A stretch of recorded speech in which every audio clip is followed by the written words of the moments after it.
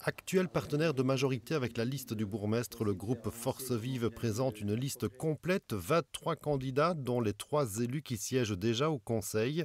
Le président du CPS, Sébastien Labiot, qui poussera la liste, l'échevine Isabelle Beumer, et alors que la liste sera emmenée par l'actuel premier échevin. On a 23 candidats très motivés, bien répartis au niveau socio-économique et au niveau culturel. Il y a un petit peu des représentants de tous les âges, de tous les horizons.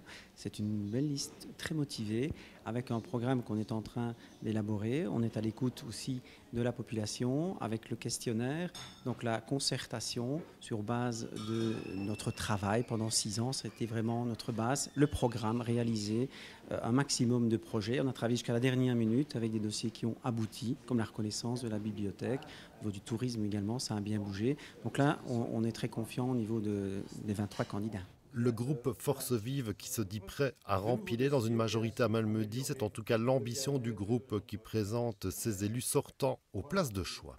Bien évidemment, si l'électeur m'accorde sa confiance, je suis prête à repartir pour 6 ans. Nous avons jeté pas mal de balises, notamment au niveau des écoles, avec des projets d'extension de l'école de Burnanville, l'extension de l'école de Ligneville et celle de Pont. Donc le but est vraiment de pouvoir mener à bien ces dossiers. Également, tout ce qui concerne la sécurité, avec la réfection des voiries.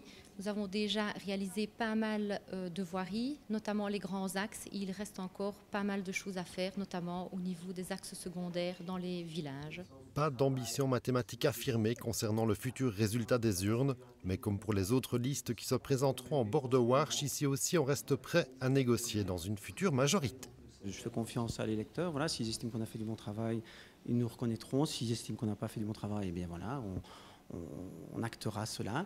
Je n'ai aucun partenariat, je n'ai pas de préaccord. Je suis ouvert absolument à tout sur base du programme qui sera notre priorité. Vous l'avez dit, vous êtes prêt à vous mettre autour de la table de négociation après le 14 octobre de toute manière? Ah oui, ce sera après le 14 octobre, si on nous appelle à la table des négociations, ce que j'espère, parce que je crois que le programme est vraiment intéressant et complet. On est ouvert vraiment à toutes les discussions, mais vraiment, il faudra du sérieux et vraiment avoir les bonnes personnes aux bonnes places pour de la compétence au maximum pour l'intérêt général. On le sait aussi, rien ne sera facile à Malmedy pendant la campagne, ni même au lendemain des élections sans doute. Une seule chose est sûre, le jeu reste ouvert.